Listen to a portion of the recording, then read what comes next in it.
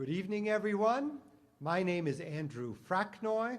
I'm the astronomy instructor here at Foothill College in Silicon Valley, and it's a pleasure for me to welcome everyone here in Smithwick Auditorium, as well as everyone listening to us or viewing us on the web, to this lecture in the 13th annual Silicon Valley Astronomy Lecture Series. This series of public lectures is co-sponsored by the Foothill College Astronomy Program, by NASA's Ames Research Center, one of the key research centers that NASA has around the country, by the SETI Institute, the Search for Extraterrestrial Intelligence Institute, an organization devoted to understanding more about life in the universe, and by the Astronomical Society of the Pacific, a venerable organization devoted to the public understanding of science. So on behalf of all those sponsors, I'm delighted to introduce tonight's speaker, one of my favorite people in astronomy, Professor Gibor Basri.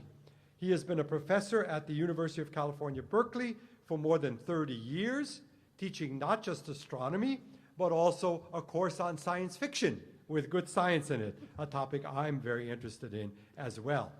He is known worldwide as one of the discoverers of brown dwarfs, which are the special topic of tonight's discussion, and an expert on low-mass stars and stars that are too small to succeed. And that's going to be his topic tonight. Professor Basri has used telescopes ranging from the giant Keck telescope in Hawaii to telescopes in space like the Hubble Space Telescope and the Kepler telescope, which is in orbit searching for planets around other stars. In addition to his work in science, he has long made the promotion of science in underrepresented communities a mission in his life and career, and he is now the Vice Chancellor for Equity and Inclusion at the University of California at Berkeley. Tonight, he will treat us to a discussion of the topic that is uniquely his own, brown dwarfs and free-floating planets, when you're just too small to be a star. Ladies and gentlemen, Professor Gibor Basri.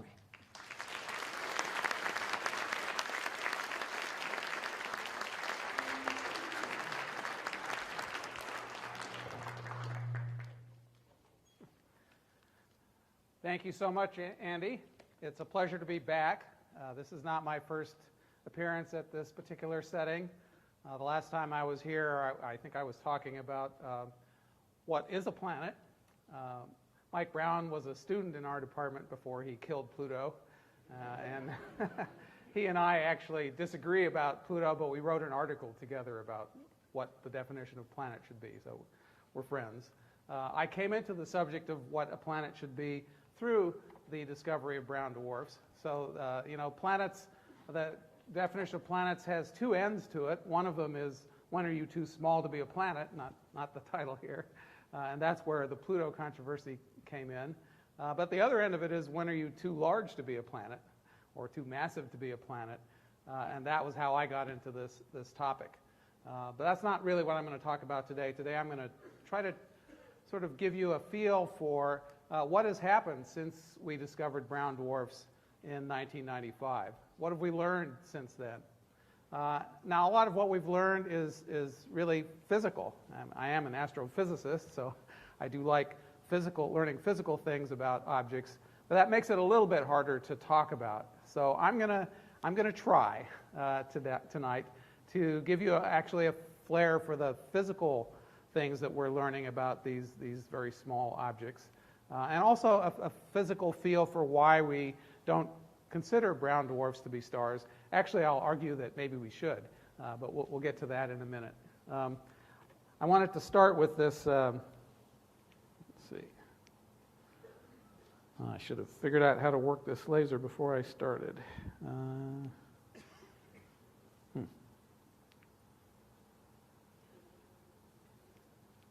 Well, maybe someone will come up and figure it out for me. In the meantime, in case you can't read the caption on this cartoon, which appeared in a New Yorker not too long after we discovered brown dwarfs, it says, face it, in this town, either you're a star or you're just another brown dwarf. And so the question is, why do we distinguish between these two? So let me start with my my kind of physical exposition here.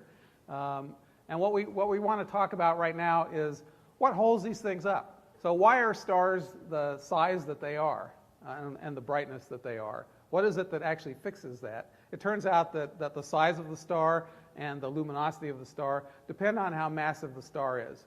And so why is that? And I think the important thing that I want to talk about right now is the question of what holds it up. So what holds up a star is really heat, or thermal pressure more particularly.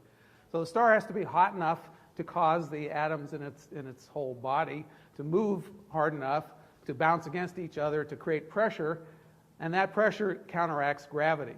And basically what determines how big a star is and how bright it is when things come into balance. So in the center of the star you have nuclear fusion going on. The more you squeeze the center, the more easy it is to have fusion and the brighter it might get. And so if you squeeze it too much, it gets too bright and the star gets too hot and it starts expanding out. And then if you let that expand out too much, it sort of cools off too much, and then it doesn't have enough energy being generated and it comes back. So stars find some kind of equilibrium based on that. So that's how stars work. Brown dwarfs don't work quite that way, and that's why people have talked about them as not really being stars. So there's another way to support an object like this, objects of this mass. And brown dwarfs lie in the mass between sort of about 13 times the mass of Jupiter and about 75 times the mass of Jupiter, which is about 7.5% the mass of our sun. So these are small compared to our sun, less than 10% the mass of the sun, but they're kind of big compared to Jupiter, so well over 10 times the mass of Jupiter. It turns out there's another weird kind of pressure support you can get. So electrons are what are called fermions, which you don't need to know what that means. What it means is, though, they don't really like each other that much. And in particular, electrons don't like to be too close to each other, and they don't like to be in the same state either. And so as you start jamming electrons together in the center of an object like this, they start trying to get away from each other, basically, and that creates a pressure. And it's a pressure called free electron degeneracy. I don't want to talk about why it's called degenerate. It's not a moral statement. But at any rate, it's a little bit like you have a cup of electrons, and they don't want to be in the bottom of the cup. And so as you add electrons, they go up the sides.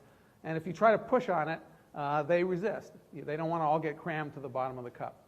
So that's the source of pressure that a brown dwarf has. That kind of pressure doesn't actually depend on how hot it is. That just depends on how much you've squeezed it. So what happens in stars is they're hot enough that the electrons manage to stay away from each other well enough that they don't get into this state. But in brown dwarfs, the object gets too dense in the center before it gets hot enough, and the electrons then hold it up that way, and it doesn't have to generate heat. And so this is why brown dwarfs have a sort of a different character than stars. For most of their lives, they're under no obligation to generate any heat, so they can cool off, and what holds them up is free electron degeneracy. Just to sort of complete the picture, planets, or people for that matter, are really actually also supported by electron degeneracy of a sort. You all probably are familiar with this metaphor for an atom, I should say, where you have the electrons running in orbits around the nucleus. What determines chemistry is that also those electrons don't all want to be in the ground state either. They're subject to those same rules. And so when you have atoms with a bunch of electrons around them, the electrons actually need to stay away from each other, and they form shells which are further and further out. And that is actually what gives us our volume. If you took the electrons and let them sit on top of the nucleus, we would all shrink to tiny particles smaller than bacteria. So we're almost entirely empty space us as people and our planet as well. And that's because electrons don't really like each other. But in the case of normal objects like we're familiar with, the electrons are bound to nuclei, whereas in a brown dwarf, they're actually freely floating around. One thing I wanted to point out is in that kind of support, if you add more mass to something, it gets bigger, right? If you eat too much, you get fatter. If you dump a bunch of material onto a planet, it gets larger. That's not the same case when you have support by free electron degeneracy. If I add more stuff onto it, that wants to squeeze it harder.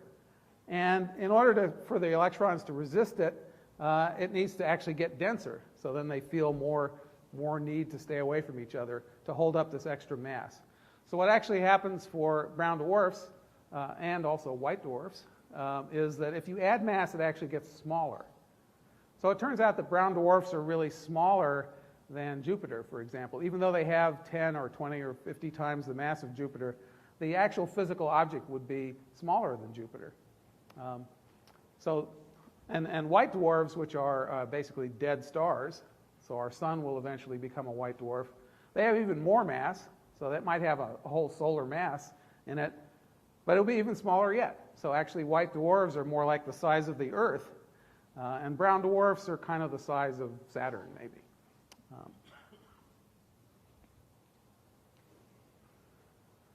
Okay, the other thing I want to talk about as a basic characteristic of brown dwarfs is what happens on the inside of them. It turns out, so what this graph shows, and you know, I'm going to show you various graphs. It's not that I want you to actually understand them. I just want them there as a prop while I talk about the basic physics behind it. So this graph shows on the vertical axis temperature, and on the horizontal axis is actually age, the age of the object. And it's a logarithmic scale, so here is 10 million years where it says -2. This is 100 million years, and 0 there is a billion years.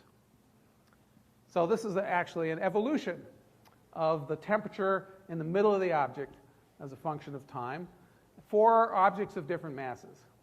So what you can see is for stars, which are the blue lines on top, the central temperature, that is how hot it is in the middle of the star, grows with time, and the scale there is in millions of degrees.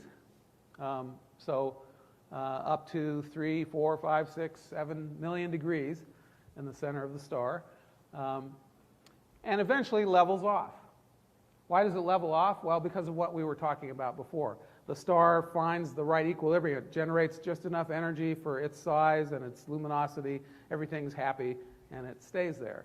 And that is really what we mean when we talk about stars. We mean an object which is able to find an equilibrium in which it generates all the energy it needs in the middle of it, in the nuclear burning core, and finds a stable equilibrium and just kind of sits there for some amount of time.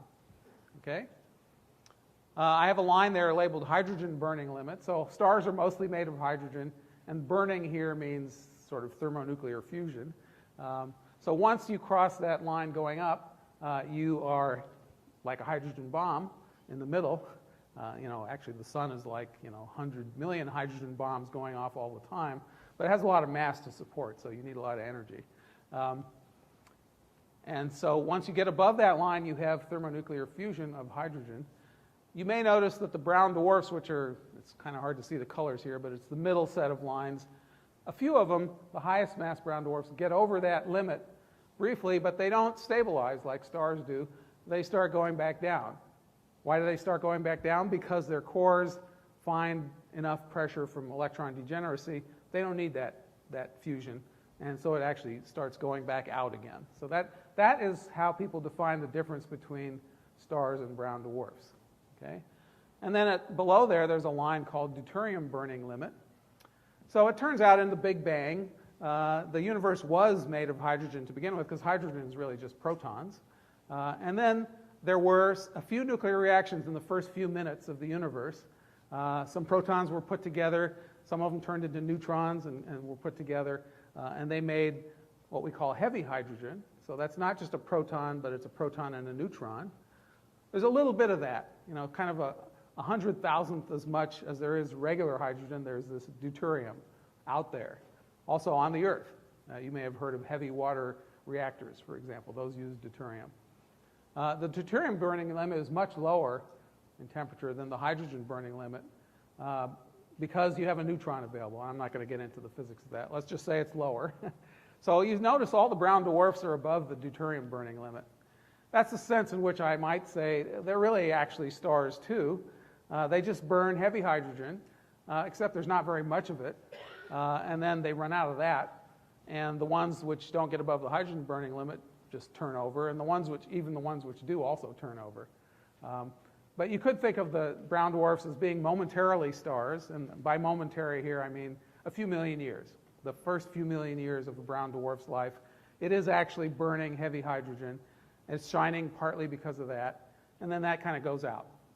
And after that, it fades. What's not shown on here is the fate of stars like our sun. They eventually also run out of fuel. And as I said, form a white dwarf, and it begins to fade too. So stars also have this fading part of their life. It's just that it takes place off this graph. So it takes place for most stars in longer, stars like the sun and lower in mass, for longer than the current age of the universe. So it's not shown on here. So you can quibble a little bit about whether brown dwarfs are not stars or whether they're just stars that only do the first nuclear burning phase.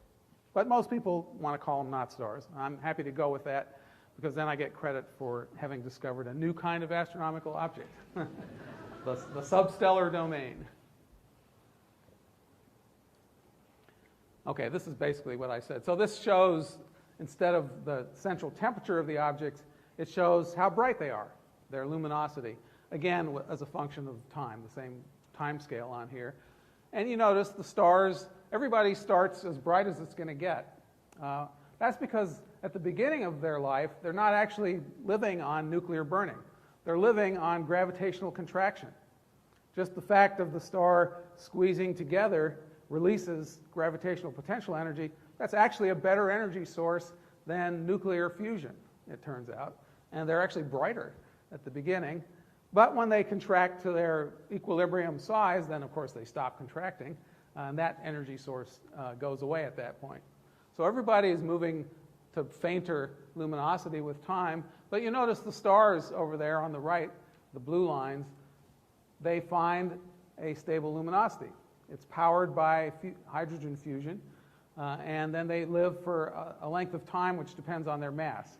Actually depends inversely on their mass. So the less massive the star is, the less fuel it might seem to have, the longer it lives. This is like sustainability in the galaxy. So, you know, if you drive a Prius, you don't use up as much energy, really, as if you drive a Hummer. And you can go longer on a tank of gas. And it's kind of that way with stars as well. So the low-mass stars actually can live for hundreds of billions of years, even though they might only have a third or a fourth the mass of the sun, whereas the sun kind of gives out after about 12 billion years. The brown dwarfs, you'll notice they're kind of flat at the beginning there, the green lines there. That's where the deuterium burning is happening. So they do have a flat part, and that's why I say you could call them stars then. But then after that, they're just cooling off. And the red lines at the bottom here are those objects that are below the deuterium burning limit. And I want to call those planets because they don't ever have any fusion at all. And they start off bright due to contraction, and they just cool with time. Okay. So that's an introduction to the physical characteristics of these objects. A lot of what we've learned about them and what we're interested in was that, but also what's their atmosphere like? And in particular, as you saw, brown dwarfs keep cooling with time. They cool into the regime, the temperature regime, where young planets, young giant planets, like the young Jupiter, the same temperature as a brown dwarf earlier in its career. So we're very interested in looking at those things because unlike planets, which are hard to see because they're usually found right near stars, and stars are usually a lot brighter than the planet, and that makes it hard to see it. A brown dwarf is usually found out by itself. So we can actually look at it and see what the surface is like, what does the atmosphere look like, and I'll talk about some of the really interesting features of that. But basically, we're learning about also what do young planets look like. I'll also talk a little bit later in the talk about the fact that we actually see a few young planets directly now, and we can compare them to brown dwarfs at the same temperature. So that's a lot of the interest. Now I'm going to get a little more technical on you for a moment, but because it's kind of interesting actually, and this also shows you why brown dwarfs are sort of planet-like in a sense. So the first plot on the upper left there is a plot of atmospheric transmission. That's our atmosphere, the Earth's atmosphere. I'm going to talk about spectra. So let me just explain what a spectrum is. A spectrum is a little like your radio dial.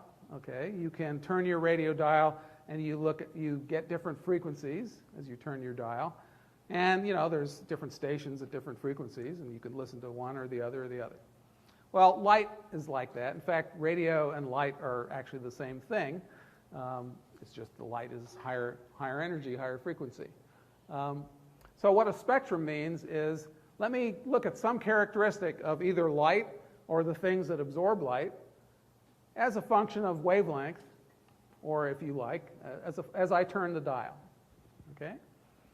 So the top panel there, let's see if I can use my cursor.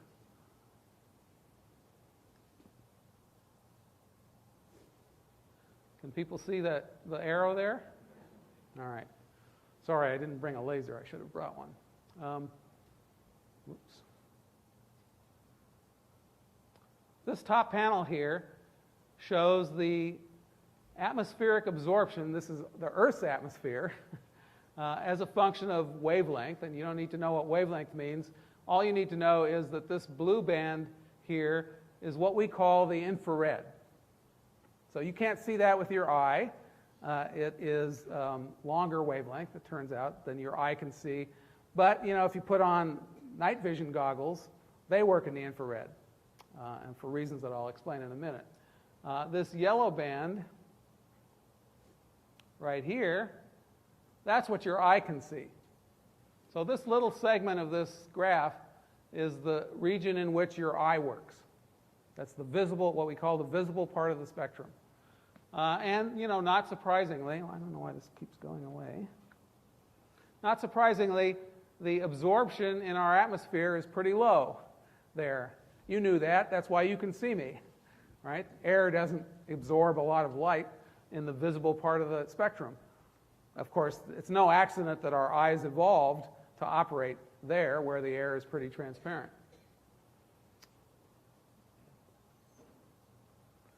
So, in the infrared, you'll notice something kind of funny looking here. There are a bunch of peaks of absorption. What does that mean? That means if I try to look at this wavelength here, the air looks really thick, opaque. It's like a dense fog. You can't see very far in it. But if I change wavelengths a little bit, if I get off of this band here and get into here, oh, now it's very transparent. I can see really well. Why is it that way? Well, this actually also has to do with climate change and the greenhouse effect and so on. If you look at the next panel down, this one, notice what it says here. You probably can't read it. It says water vapor. Water vapor.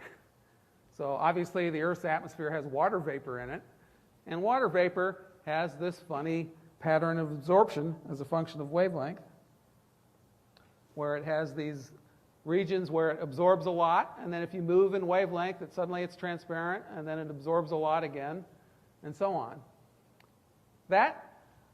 And you notice the next one down here is called carbon dioxide. This is the one everybody's all exercised about. We put more carbon dioxide in the atmosphere, we're going to get more of a greenhouse effect. What does that mean? It means those bands that absorb are going to be stronger. Well, you can see that if we didn't already have water in our atmosphere, water would be much more of a concern of ours. That's a pretty major greenhouse gas there. That has lots of big, huge blocks. that block infrared light, block heat, and would make our planet quite a bit hotter. In fact, it does make our planet quite a bit hotter. Carbon dioxide doesn't look that bad by comparison, but the answer is we already have the water vapor, and so now we're adding carbon dioxide. The Earth would be frozen if you didn't have that greenhouse effect from water vapor.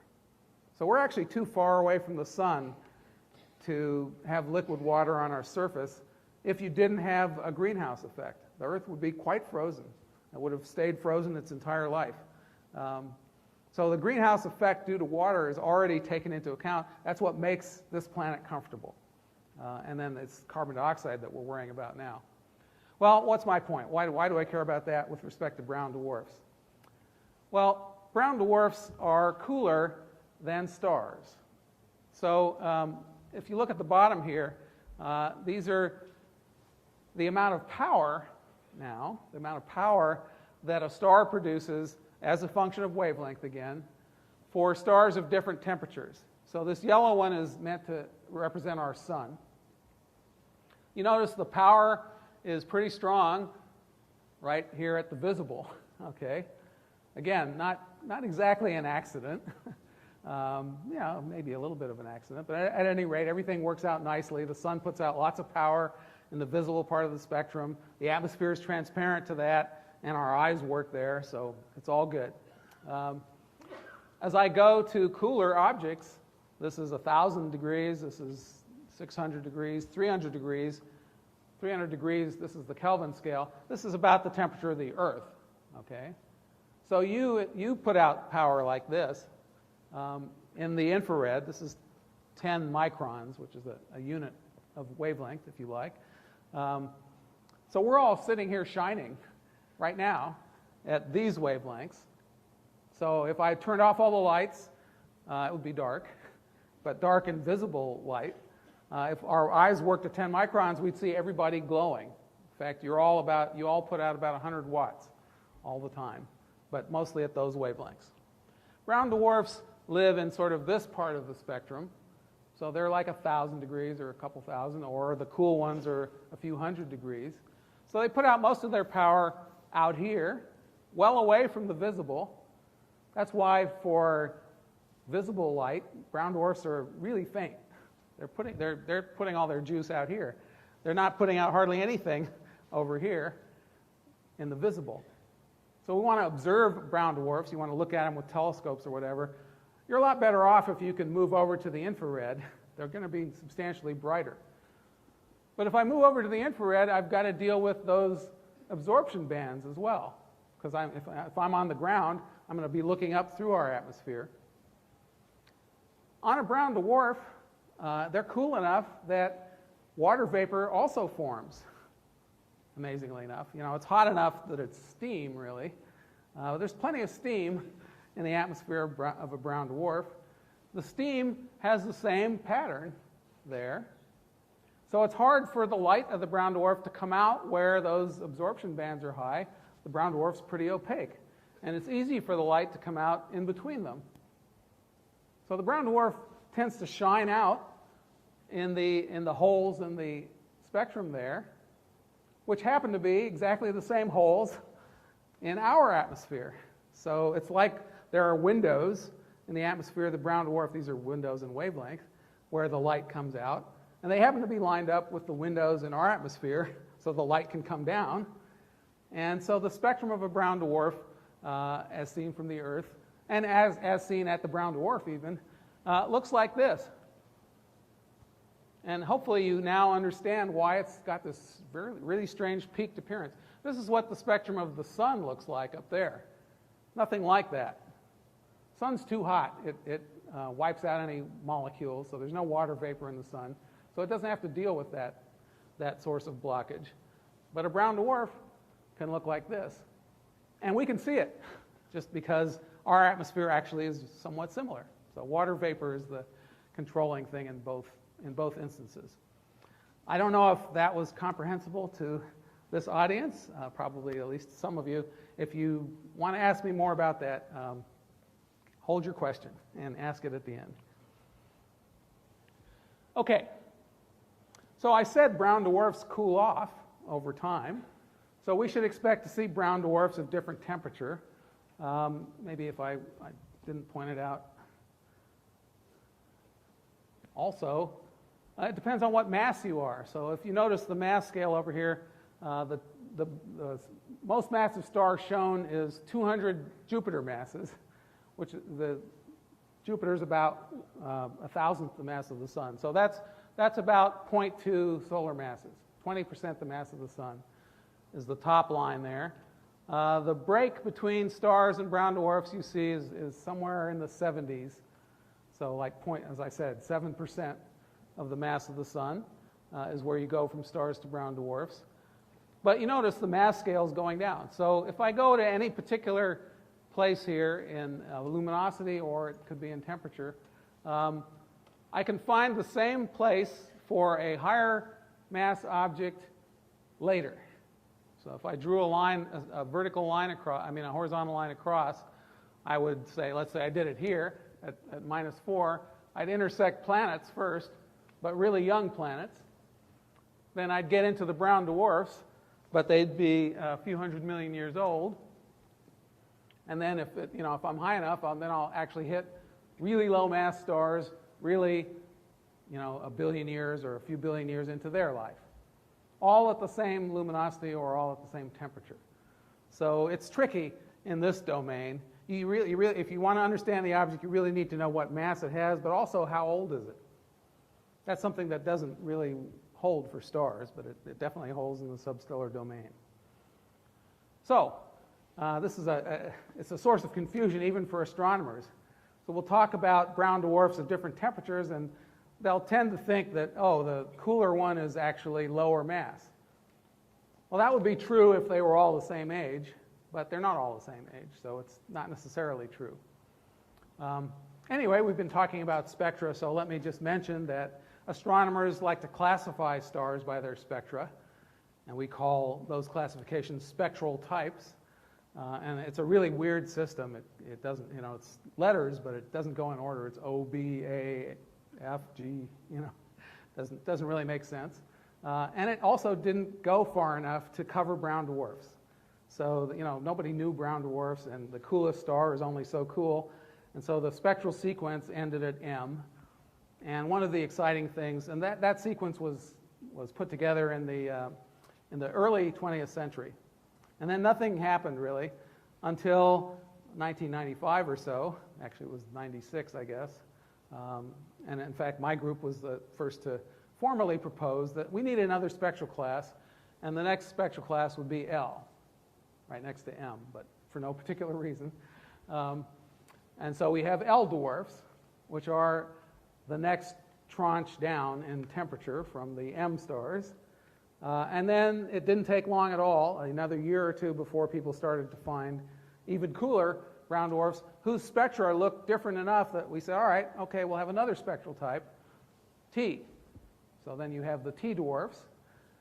And it was hypothesized there needs to be one more after that because of the molecules that are in these objects. So it turns out that, I show this here a little bit, an M dwarf, if you look in the visible part of the spectrum, the features you see, so you see these little cliffs in the spectrum, and they're labeled with really weird molecules. So this is vanadium oxide. That's a pretty strange one. There's not a lot of vanadium in a star, but it turns out that vanadium oxide creates one of those absorption features that I was talking about with water earlier, and actually influences the spectrum. This is titanium oxide. So M stars, the M spectral class, is actually characterized by that. It has bizarre molecules with heavy metals. Heavy metal oxides is what actually sets the shape of the spectrum. These are L dwarfs here. You see, that doesn't really look anything like that. We get this huge feature here, and an even huger one out here, which is so absorptive that it's really hard to see any light in it, but we know it's there. That one is actually one you're familiar with. So you go outside and look at the street lamps, the yellow ones, those are sodium lamps. Sodium, it turns out, in the L dwarfs, it is the alkaline atoms that create the spectrum. This feature here is not sodium, but potassium.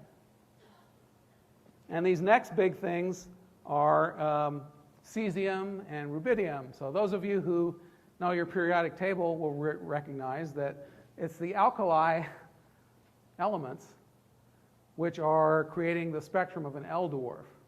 Now, why is that? Well, it's really cool. It turns out there are a couple of things that go on.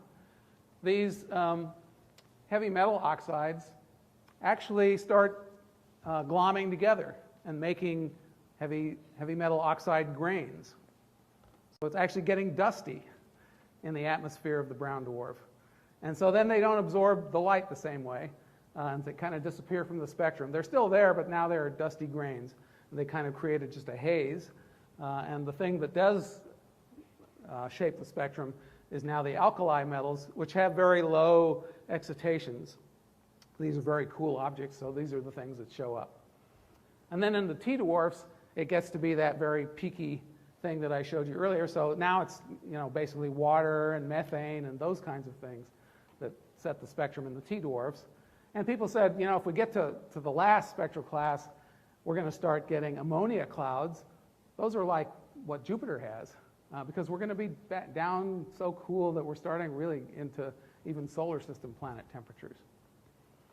So one of the big things that's happened since we discovered brown dwarfs, we've done a lot of study like this, and we've seen what these atmospheres look like, and we've characterized them, as I show on the right there, down in temperature. And what temperature are they? So the L dwarfs, you can see, occupy from about 2200 Kelvin down to about 1500 Kelvin.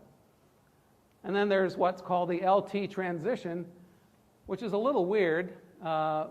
Objects sort of are all the same temperature, and yet they look different. And I'll explain why in a second. And then below that is these T dwarfs, whose spectra are dominated by water and methane. Water and methane are, of course, in Jupiter's atmosphere as well. So what's going on? Well, especially at the LT transition, what's actually going on is clouds.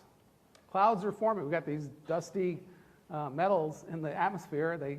They form clouds, and then some of these other molecules start forming clouds. Now, obviously, this picture is not a picture of a brown dwarf, but it's actually an artist's rendition of Jupiter.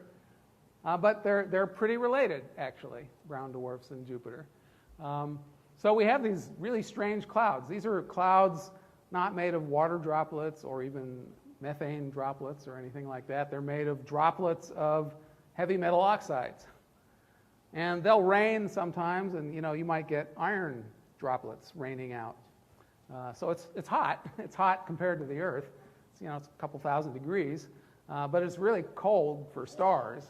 So stars don't do this. Stars don't have clouds on them, but brown dwarfs do have clouds on them, and we can see the effects of that. And the LT transition is actually a place where the cloudiness is changing, which makes the spectrum look different without changing the temperature very much.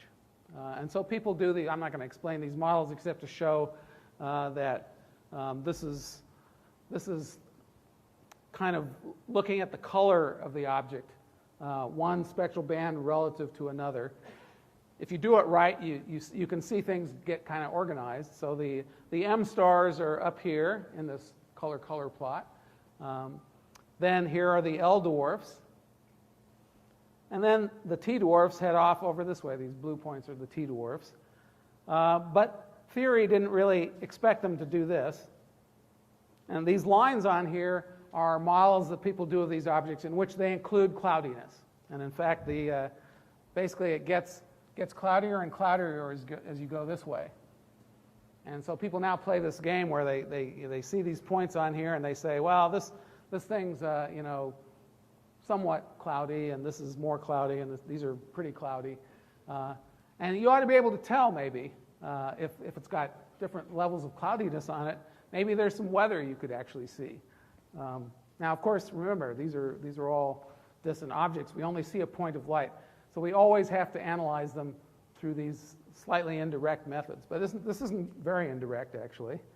So here, on this top plot, is the brightness of a particular brown dwarf near the LT transition over time. And it's labeled from 0 to 1. That's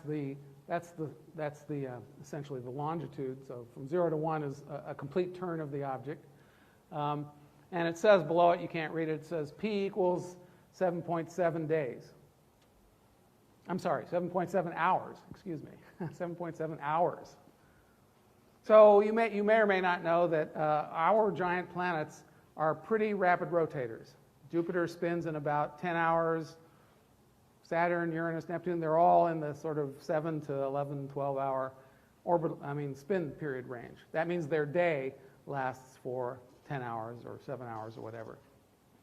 So another commonality between brown dwarfs and giant planets is brown dwarfs have a tendency to be spinning that fast as well. Their spin periods are measured in hours. So you can watch during a night and see whether you see any change as the brown dwarf spins once. It might spin all the way around in one night of observation. And what that plot up there shows you is the brightness varies, and it varies in a systematic way. So it looks like one side of the brown dwarf is brighter than the other side. And then it does it again. This picture on the right here is an infrared picture of Jupiter. And it shows you what's probably happening, why we're seeing this kind of observation.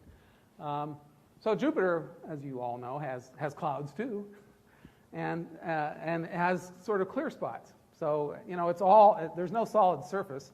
So if the cloud's clear, you see deeper clouds. But these objects are organized so that the deeper you go, the hotter it looks. So in the infrared, the bright parts of Jupiter there are places where it's less cloudy. I can see further into Jupiter, and it's hotter. And if it's hotter, it's brighter. And so that's what those bright bands are. So you can look at Jupiter, and you can say, okay, the bright areas are areas where the upper clouds have cleared, and I'm seeing down to another lower cloud deck. Well, suppose the other side of Jupiter didn't have that particular cloud pattern on it. Maybe it was more filled in. Then that side would be darker than this side. Or if it was more cleared, it would be brighter. And as Jupiter spun, even if you couldn't see that, you would see this. And so we do believe that we see weather on the brown dwarfs. And then over time, like over a few days, the pattern, the depth of the dips and so on changes slowly. That's got to be the weather changing on the brown dwarf. So that's another very nice way in which they sort of look like planets in a sense. So over here, there's a model people have done from this data, trying to figure out, what is the clearing and what's the temperature difference. So this on this axis is temperature difference, and on that axis is the actual temperature of the object. So it looks like, a temperature difference of maybe 300 or 400 degrees. So you can figure out how much further in you're looking to get that kind of temperature difference. So how much clearing there must have been. And the object itself is, something like 1200 Kelvin. 1200 Kelvin is kind of like what's in your toaster oven when you're toasting. So if you looked at these things, people used to think they would look like a dull red. But as I've explained to you, their spectra are significantly more complicated than that. This sodium and potassium absorption and so on basically takes out the middle of the spectrum. So your eye would see something at the red end, and then it would see a little bit something at the blue end. And that's why when we draw them, and they were misnamed, they probably should have been called purple dwarfs. So the person who named them brown dwarfs is Jill Tarter, who has been the research director at SETI Institute right here for a long time. And she was thinking, these are cool enough that they'll form dust. And she was right about that. And then she was thinking, well, dust is, I don't know, brown, whatever. And that's how they got called brown dwarfs. But actually, they're more like purple dwarfs.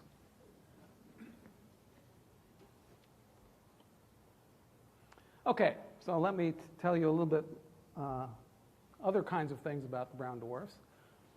For one thing, they're not all alone.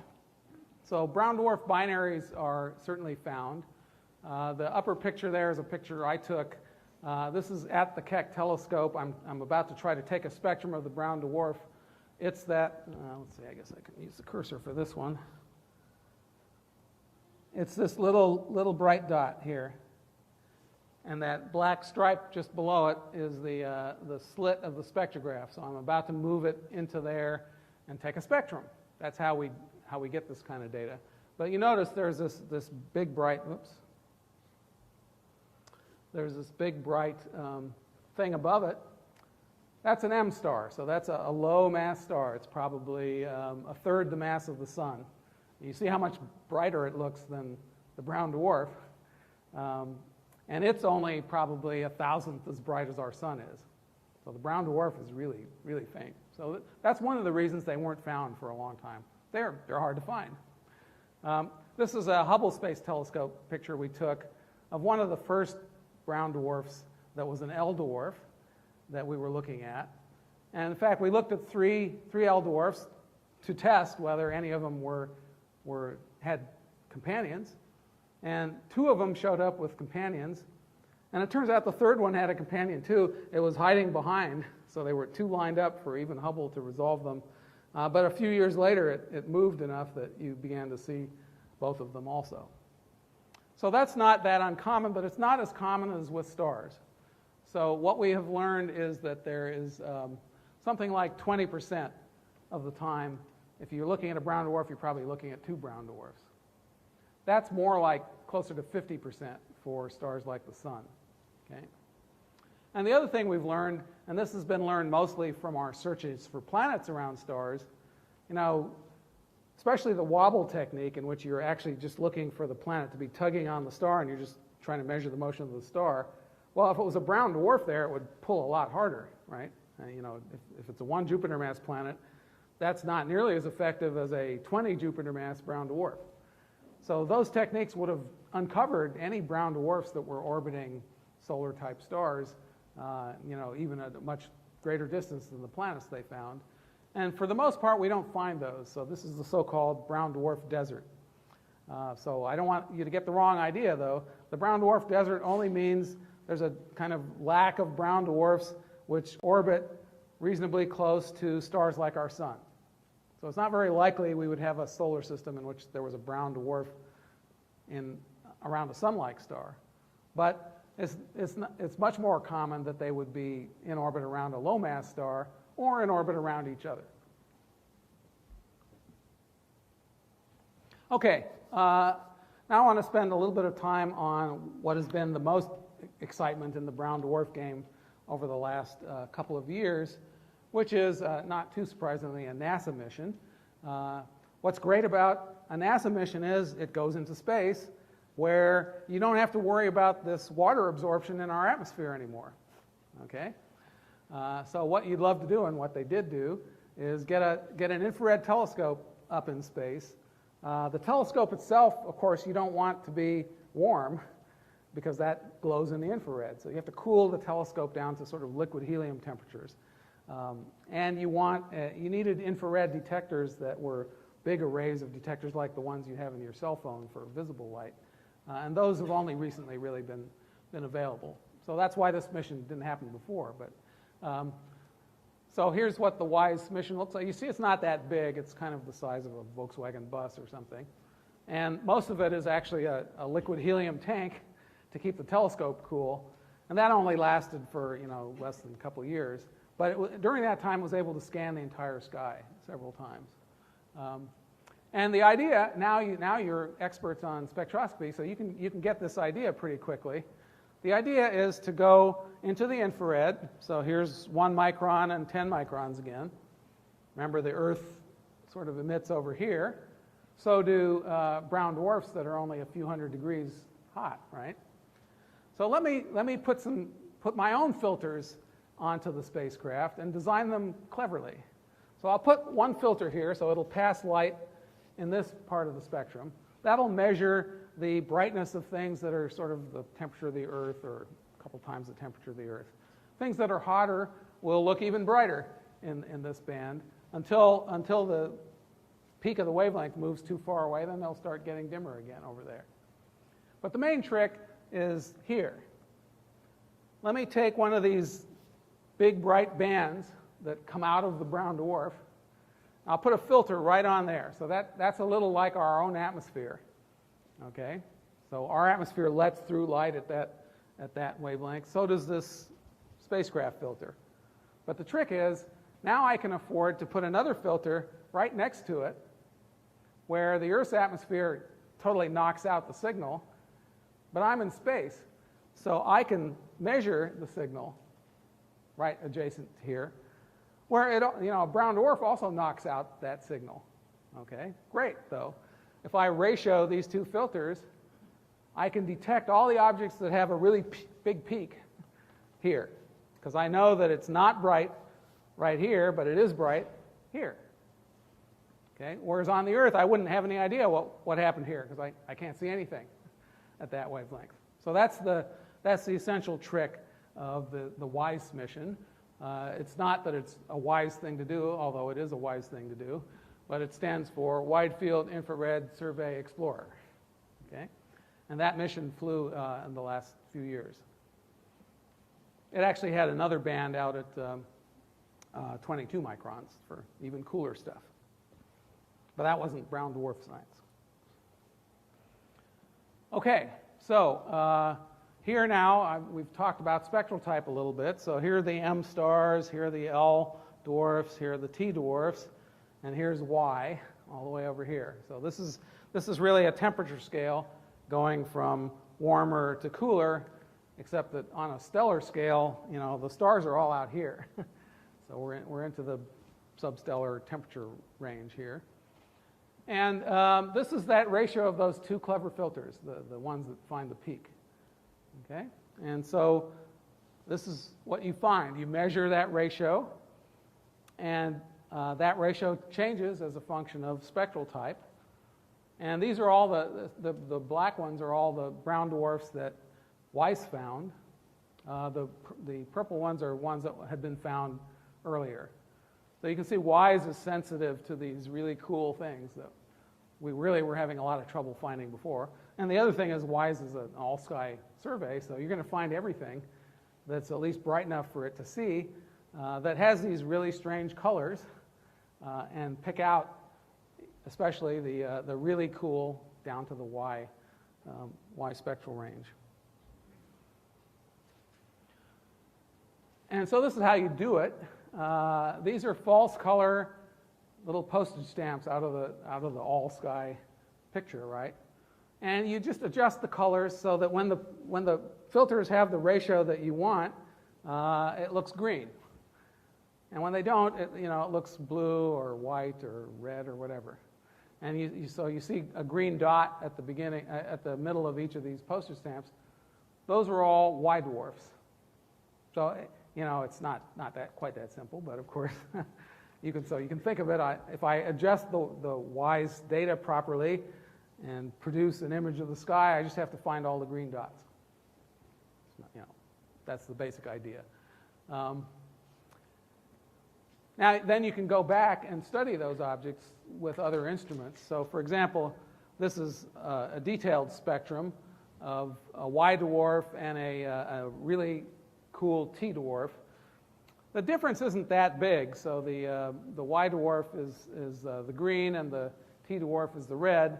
You notice the red is taller than the green there, but a little less tall over here. That's the kind of subtle stuff that astrophysicists make their business on. And then you can go to models and say, well, why did that ratio change? And you'll notice that there's some labels here. So this is methane. So we know there's a methane absorption there and a methane absorption here and a water absorption that's kind of there also. So you'll notice the brown dwarf doesn't get much light out in that part of the spectrum. And then it starts to transmit again, but then there's another methane band here. And the ratios of those bands and the intensities of them depend on temperature. And so that's how we can take a spectrum like this and turn it into physical properties of the object itself. At any rate, the first Y dwarfs were then discovered by WISE. So here's, here are a couple of record setters. This is the coldest known brown dwarf. This is a picture with the mighty Keck, okay, in the infrared, so that you try to make it bright. The red circle, you may not be able to see it. The red circle around a little tiny black dot, that's the white dwarf. The other objects, the black, it's a negative, so the black things are other objects in there. So it's incredibly faint, even with Keck, even in the infrared. And you probably never would have found it if Weiss hadn't located it. But this thing is pretty cold. Okay, has a temperature, and so we have to model the spectrum. So this red line here is a model spectrum. This thing is way too faint to actually take a spectrum like that. All we get the brightness of it at a few colors here, and then try to see which one sort of fits the model best. So the black dots are the actual measurements at those wavelengths, and the other two colors are what you would turn the model into. So it's a bit of a tricky business still, and people aren't super confident what the temperature is, but it's something like 350 Kelvin. Well, what's the temperature of the Earth? In Kelvin, the temperature of the Earth is 270 Kelvin. So this thing is not a whole lot hotter than the Earth is. But it's a free-floating object. And now, getting back to the beginning of the lecture, is it a planet or is it a brown dwarf? Well, that depends on how old it is, which we don't know. Okay, so if it's young enough, it's a planet. And if it's too old, it's a brown dwarf. But either way, it's really cool, really cold. And they actually have measured the parallax of it already. So the parallax is basically the motion, the apparent motion of that object in the sky caused by the orbit of the Earth going around the sun. So it's 11 parsecs away, which is like 35 light years away, something like that.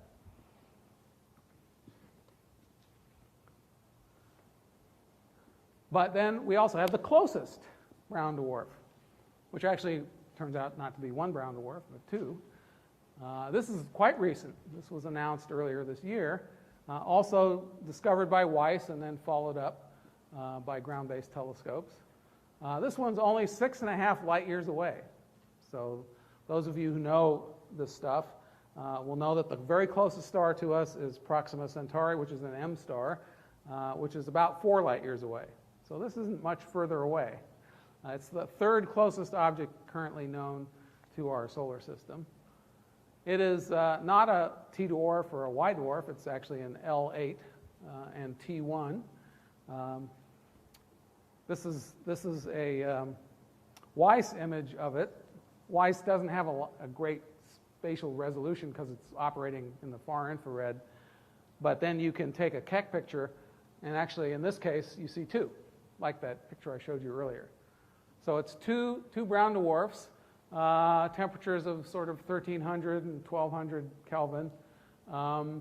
Again, don't know how massive they are because we don't know how old this thing is. But best guess, based on how it's moving through the galaxy and so on, something like 50 and 60 Jupiter masses for those two objects. Their apparent separation on the sky, we do actually already have a parallax for it, so that's how we know it's 6.5 light years away. So those are only about 3 AU apart. So that's like the asteroid belt and the sun, something like that. That's how far apart they are. And their orbital period is something like 20 years. And the South African Large Telescope actually took the first resolved spectrum of them. So that's how we know the spectral types. So those are the two spectra down there. You notice this big potassium absorption we talked about earlier. So that's an L dwarf. And here you can see the two separate components, so they got them both. So everybody's pretty excited about this thing right now. It was unclear whether the very closest thing to the sun would be a star or a brown dwarf. The way we're thinking now, that there are probably about a few percent as many brown dwarfs as there are stars. So that would mean the odds are that the closest thing is a star. But that wasn't known 10 years ago, and this one's close. So on the other hand, I think Weiss probably has found all the close brown dwarfs. I don't think everyone has And the data is not fully reduced, but this might be it. This might be the very closest brown dwarf to us. Okay, and then I did also want to talk about what I would call free-floating planets briefly. Now, if you want to see free-floating planets, you want to catch them young, right? We saw that. The younger you catch them, the brighter they are, and the hotter they are. So the best place to look is where stars are just being born now. And so that, people will recognize the Horsehead Nebula. This is what's called the Sigma Orionis star formation region. This has been one of the happiest hunting grounds for what we would call free-floating planets. So, very red objects, although you can never trust colors on an astronomical picture. But they actually are very red. Since we know the age of the stars in this very young cluster, we presume the planets are the same age. We can infer a mass based on their luminosity. And these things are less than the deuterium burning limit. So they are sort of 10 Jupiter masses, 8 Jupiter masses, 6 Jupiter masses. So it looks like the same cluster and conditions that form stars work all the way down into the brown dwarf realm and even beyond into what we would call free-floating planets. Now, whether those planets were born free or they were escapees from a planetary system is still a bit of a question. So I do want to also show you a really exciting system that has been discovered in the last few years. This really wiggy-looking thing here is a star, but it's been blocked by an instrumental that's called a coronagraph. So you try to block off all the light from the star. You don't quite succeed, but you get rid of almost all of it, leaving this weird thing here.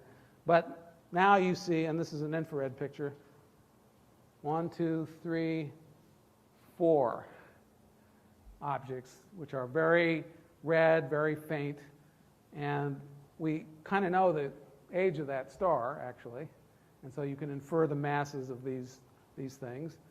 And 3 of them are in the sub-deuterium burning realm, so I would call them bona fide planets. And the 4th one, B there, is like 20 Jupiters. Well, this is throwing people for fits, okay? First of all, though, it's nice. You can observe them, obviously. You can take a spectrum of each one. That's been done quite recently as well. You can't really see the comparison spectra on here, but they're of spectral type L and T. So it's what I said earlier. The brown dwarfs and the planets will pass through the same temperature ranges, and young planets will look like the same as brown dwarfs. But they're not quite in the same place on that plot. There are those green dots there. And that's another one of these cloudy diagrams. But where you sit on that diagram also depends on the surface gravity of the object. So if these are planets, they're not going to have as high a surface gravity as brown dwarfs of the same temperature. And so they move a little bit over, as predicted by theory. And they look relatively less cloudy.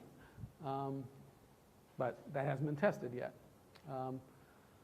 But what's really weird about this system is you've got these 4 objects. And in fact, we've been observing them long enough you can begin to see them move. So they're in orbit around the star. So that looks like a planetary system.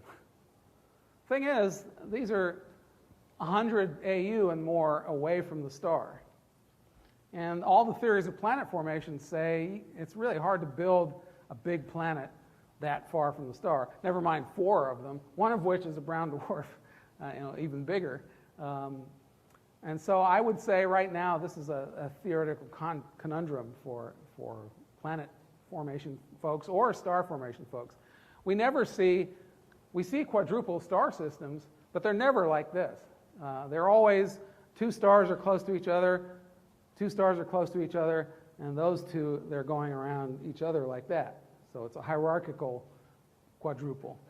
This one is definitely, there's a massive star in the center and 4 little guys going around it. So it is arrayed like a planetary system, but at least one of those is definitely a brown dwarf. And in my article with Mike Brown, we talk about the fact that we'd love to classify things cleanly into how they're made and so on, but nature may not cooperate with us. And I would say it probably didn't there. Well, I've talked about that one. So how do you make them anyway?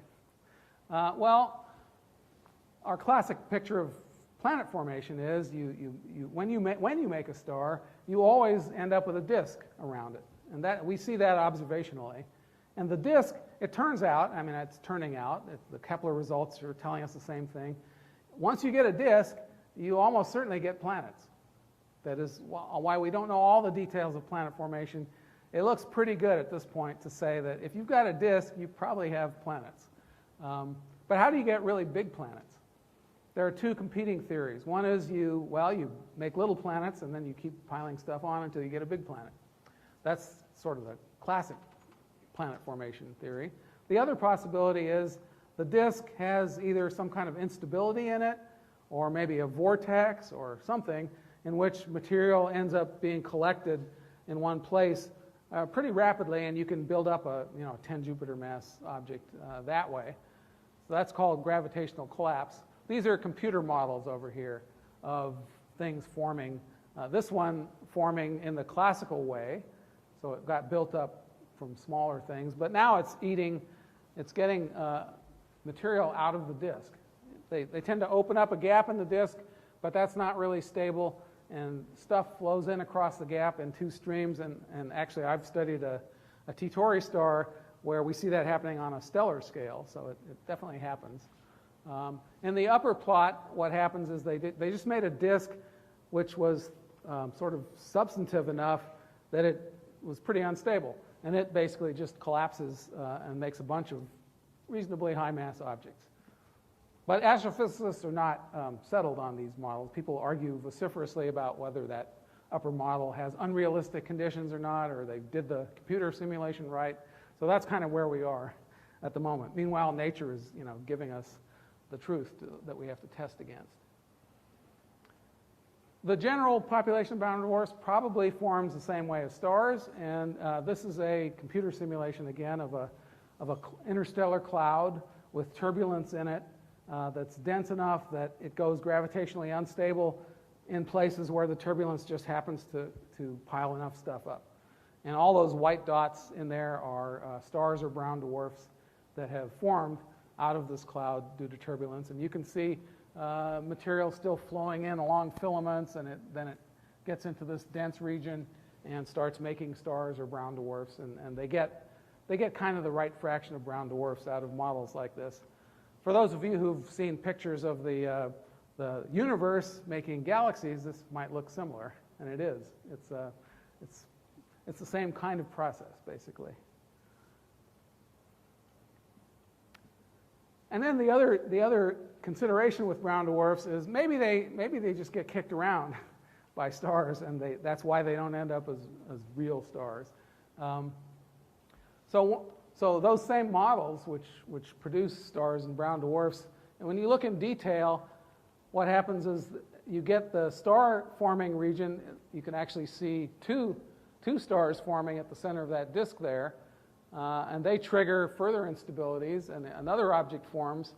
And then what happens is you end up with a couple of pairs there, and one or two objects get thrown out as all this complicated orbital dynamics goes on. You can't see this very well, but this is the orbital tracks of objects in those simulations. So it's a mess, right? Stuff's coming in, forming, interacting with other stuff. And brown dwarfs, or I should say, the smallest objects are the ones most subject to ejection. And what some people are arguing about is maybe what happens is you're starting to make a star, and then that thing gets ejected before it's able to collect up its due in material, and it would have been a star, but it got thrown out too early, and that's why it's a brown dwarf. The other possibility is you just make brown dwarfs, and then as they interact with the multiple stars near them, they end up being the ones thrown out just because they're easier to push around, essentially. So maybe it's just because they're wimps, and so then they stay wimps like that. Okay, so that's a little tour through the things that we're learning about substellar objects since they were discovered. So in less than 20 years, since these objects were hypothetical in 1994. We've seen all the way down to planet-like temperatures, even almost Earth-like temperatures at this point. We've seen objects being born. We've seen objects that have cooled over the age of the galaxy. There's a lot of really interesting stuff happening right now about clouds on brown dwarfs and weather, and actually the difference between L dwarfs and T dwarfs may have partly to do with the sky clearing. So you have L dwarfs are cloudy and T dwarfs are not cloudy. And we see them as companions to stars, to each other, and to nobody. And this is kind of where we're going for the next few years. So cloud formation, it turns out, even on the Earth, is not all that well understood. That's one of the headaches in these climate change models, is people don't actually know how to model clouds that well. So maybe we'll learn something here that will help us with cloud modeling. And how that depends on mass and temperature and so on. And then the Y dwarfs, we really have just begun to scratch the surface in the last few months. So there's a lot left to do on the Y dwarf thing. And finally, as I was talking about at the end, there are a lot of connections between brown dwarfs and planets. But what are they exactly? Are they related to formation or not? Are the atmospheres different when they're low gravity and high gravity? All that kind of stuff. So it's still a very exciting field, and a lot of people are in it now. And the Weiss catalog has been sort of just released, so you can expect a lot more results over the next few years. Thank you.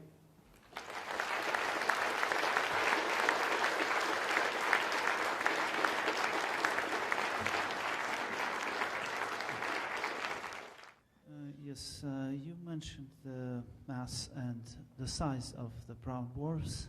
And from that, I can understand that the gravity at the surface would be quite high, not maybe like the black hole, but quite high.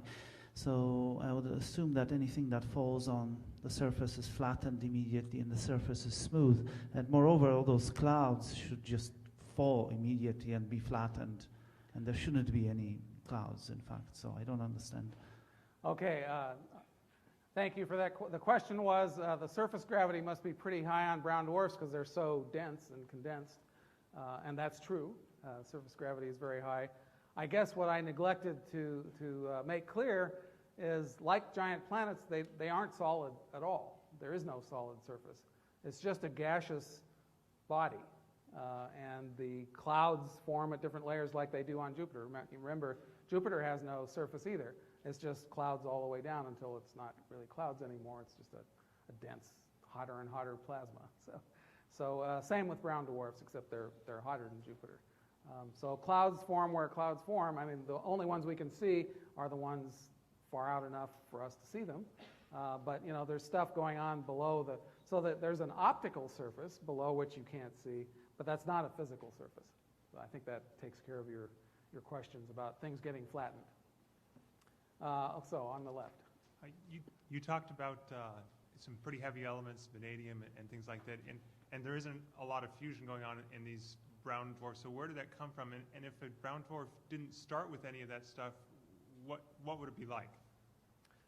Yeah, well, that's so where it came from is the interstellar medium, and where that came from was supernova explosions. So the vanadium, titanium, and so on were products of a prior supernova explosion, which was then floating in the interstellar medium and got incorporated into the brown dwarf.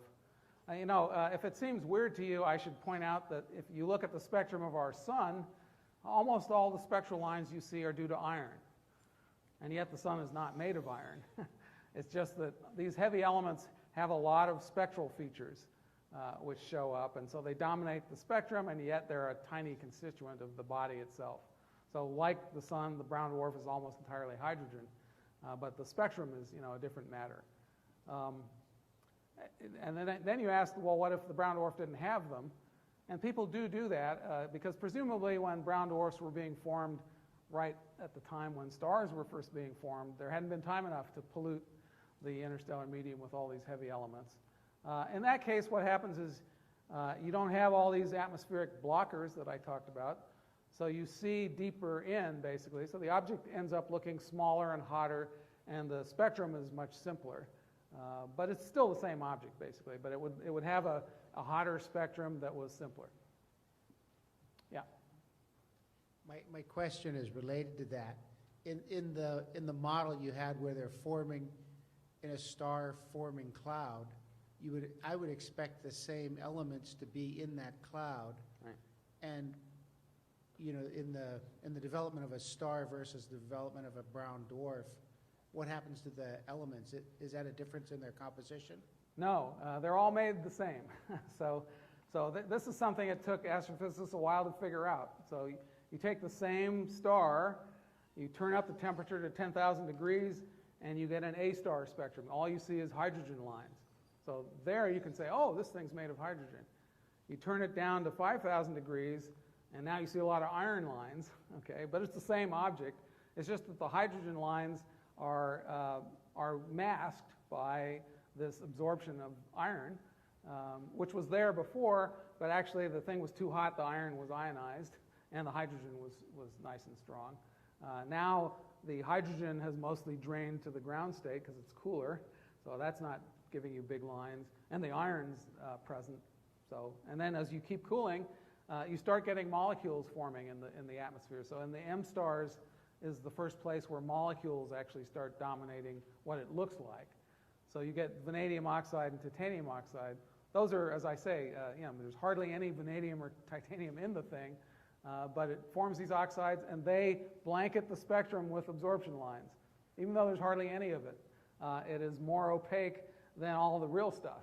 And so it's kind of sitting in a layer above it, hiding what's really there. But the composition is the same in all cases, right? They're all made from the same interstellar medium. Yeah. Hi. One thing you said that puzzled me, which is, I know that small stars are much more common than large stars, and from all the talks I've been going to from Kepler results, small planets are looking much more common than big planets, and planets are looking more common than stars. Right. But you're saying that brown dwarfs are less common than M-class stars, so there's this dip. And I'm wondering if maybe just we haven't detected them, or if there's a theoretical basis. Is the universe old enough for closely formed pairs to have spun down to become M stars, or what? No, that's a really good question. The difference between the frequency of stars and the frequency of planets is likely a formation difference. So you don't make planets the same way as you make stars, for the most part, although there's probably some overlap, which is what I was talking about. But for the most part, the distribution of planet sizes is just divorced from the distribution of star sizes because they're made differently, and in fact, they're made around stars. But the distribution of star sizes is peaked. So as you said, the small stars are more common than the massive stars. About a third of a solar mass looks to be the peak of the mass distribution, and as you go smaller than that, it goes down again. And actually, it turns out there's a very nice theoretical argument for that. It turns out if you say that I need 5 distinct ingredients to do star formation, and I don't need to say what they are even, and each of those ingredients has a sort of bell curve distribution to it, but the 5 are all necessary. Then the central limit theorem yields a mass distribution, which is what's called log normal, which is basically like a bell curve but in logarithmic space. So that'll have a peak. And now where the peak is, well, that depends on what the actual processes are and how they're distributed. So it's a third of a solar mass for whatever reason, but it falls off on both sides of that. And so that's why the brown dwarfs are not as common as the stars. Thank you. My question sort of feeds into that. I mean, I understand from globular clusters that we found some planet inside globular clusters that were formed in a different processes that, the sweeping out process, but it's coagulation of material. So I was wondering if you could expand on that. What is the terminology you would use for the formation of a planet inside a globular cluster and brown dwarfs? If it's not the sweeping out process, do you have a name for it? And then, yeah, I guess I'm just happy with that. Well, we're not. I hope I gave you a little skepticism about whether we really know how planets are formed or how these objects are formed. when we see them around stars. Like the system I showed you is basically a puzzle. But there are two fundamental mechanisms that I didn't fully name. One is called core accretion, in which you start with a core and you start putting stuff on top of it. And the other one's called gravitational collapse or gravitational instability, although it might be fluid instability. At any rate, those are the two basic processes. And so I don't think anybody really knows the globular cluster planets, which are, I think you're talking about ones that are still orbiting stars, right? That's right. Yeah. So the difference between globular clusters and today's star formation mechanism or places is there are a lot less heavy elements in globular clusters. They were formed much earlier in our galactic history. So it's possible that the gravitational collapse mechanism was favored at that time, and maybe you mostly got bigger planets if you got them at all. Whereas now it's easy to make lots of small things and then try to collect them together because you have more heavy elements to work with. But we don't know that. Every time planet formation folks have predicted something, the observations have contradicted them, basically. And so I'm not a theorist, but I don't trust. I think it's great, to make predictions, and then the observers can go see if it's right. And then the theorists always adjust the theory to match that, but then something else comes up. So that's kind of where we are with formation theory. Thank you. Yeah. You mentioned that there are dwarfs that are approaching Earth-like temperatures, and we know that there are likely to be planets that also have Earth-like temperatures. But the planet is going to be close to the sun and will have a lot of higher energy wavelengths hitting it than presumably would occur in the dwarf. And I wonder if there's any speculation with respect to the friendliness to creating life under these two quite different conditions. Do we need the high energy wavelengths coming in as part of the process? I hadn't actually thought about life on brown dwarfs, but as Andy knows, I'm a really open thinker, so I'll have to think about it. But of course, the brown dwarf's temperature has cooled to that point, and it's still generating all that heat internally. The Earth's temperature is coming from the sun, basically. Right. So that's fundamentally different. And of course, Agreed. The brown dwarf has no solid surface, whereas the Earth does. So there's been a lot of speculation about whether Jupiter, for example, might have life on it. We know that Jupiter, as you go in, the surface of Jupiter, the outer layer is pretty cold because it's 5 AU from the sun. But as you go in, you reach a layer where it's exactly room temperature and there's plenty of water vapor, and we see a lot of organic molecules floating around. And people have certainly speculated whether you can form life if you don't have any solid surface anywhere. In other words, the problem is that that these things are convecting. So, you're at this really lovely conditions, but then, a downdraft pulls you into super high pressure and temperature. So even the cool ones are not, no solid surface? Yeah, no brown dwarf has a solid surface. Okay. That's an absolute statement I can make. No solid surfaces. Okay, thanks. Right. Yeah. So I guess with my mental model that temperature says you're at a temperature where this is a gas, and you get cooler and it goes to liquid. As we're talking about these gases, no surface and just gas, sort of, do they eventually cool to the point that they do start to go through phase transitions and collapse, or does it stay to be clouds of gas all the way home? And then I have I guess a second question as I'm thinking about the right side of that spectral temperature graph you were showing. If something is the temperature of a planet and maybe larger than we traditionally think of a planet, are we saying it's a brown dwarf because it once was a brown dwarf, or because it's that big? I'm using a physical definition for brown dwarf, which just is an object which is massive enough to have deuterium burning, but not so massive that it can have stable hydrogen burning. So that just sets a mass. So if it's under 13 Jupiter masses, I'm going to call it something other than the brown dwarf. And if it's over 75 Jupiter masses, it's going to be a star. So that's the definition I'm using. In terms of liquids, yes, as things cool, the most refractory things condense first, and that's what's happening in the M dwarf to L dwarf transition, so the titanium droplets and the iron droplets and so on, they're becoming liquid, but not a pool, just droplets, basically, making clouds.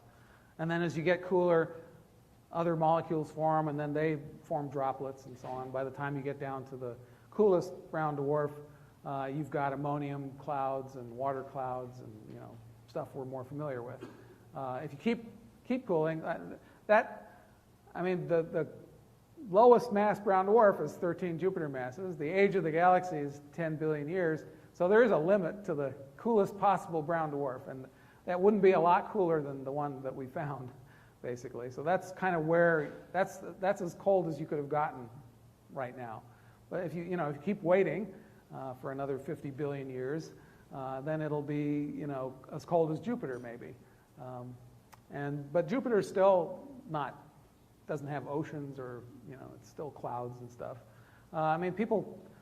Planets like Uranus and Neptune probably have a significant fraction of the planetary radius is occupied by something you might want to call an ocean. It's a lot of water, but it's under such high pressures that it's not clear you really would want to call that a liquid exactly. So we don't have good words for, the interior of Jupiter is metallic hydrogen. Is it solid, liquid? We don't, our words that we use don't really apply to states of matter like in the interiors of these things. Yeah. As I understand it, that the brown dwarfs are super compacted, gravitationally collapsed, degenerate matter. Yeah. So at least in the inside. Yeah. Well, it's hard to see this as a potential planet, since planets are not made of collapsed matter. I'm just asking you whether you think that there's an object which at the end of its stellar life does not collapse into super dense bodies and remain normal matter, such as we know here on Earth. No. We know what happens to stars at the end of their lives. So stars which are less massive than about sort of 8 times the mass of our sun end up as white dwarfs. Now, you could argue about whether a white dwarf ends up being a crystalline structure.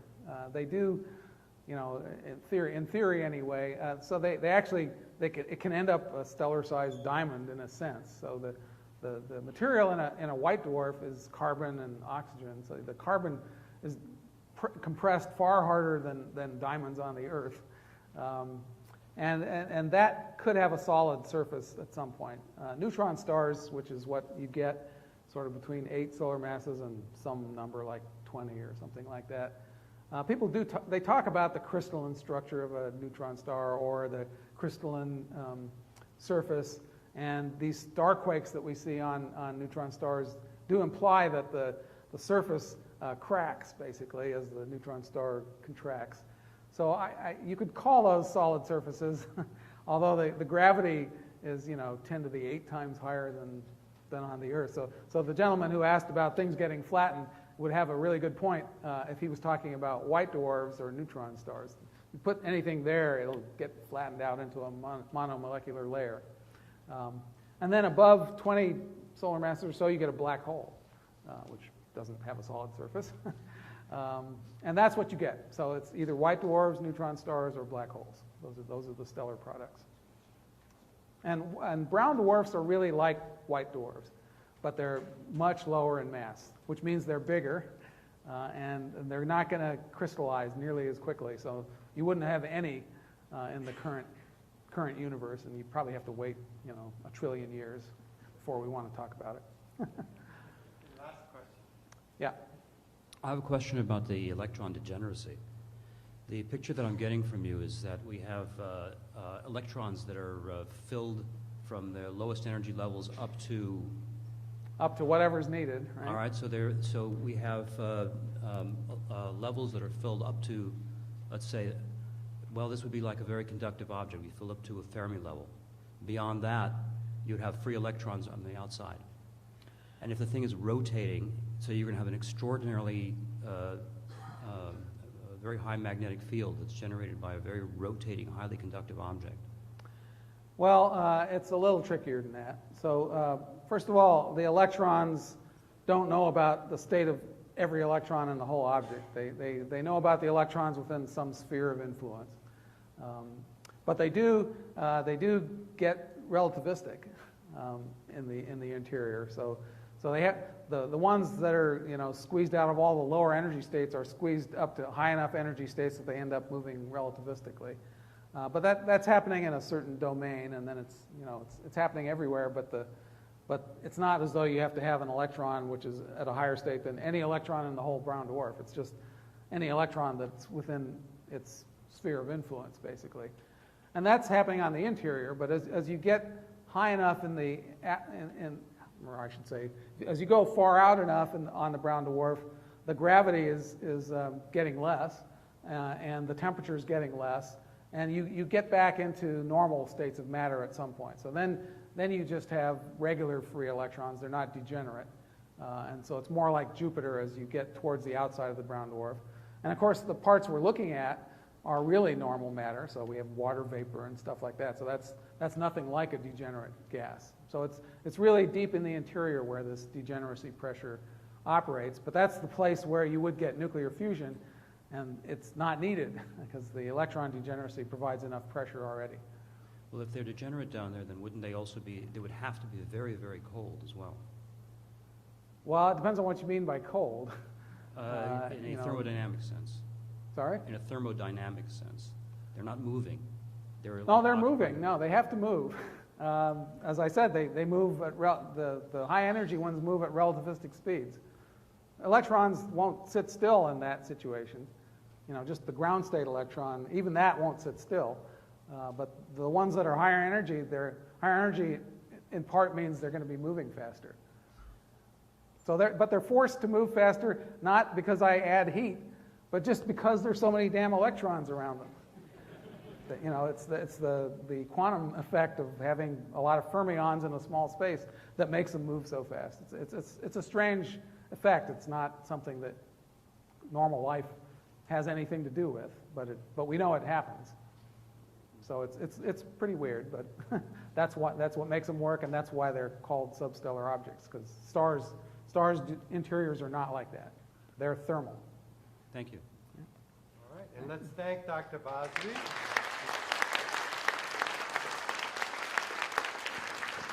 Thank you.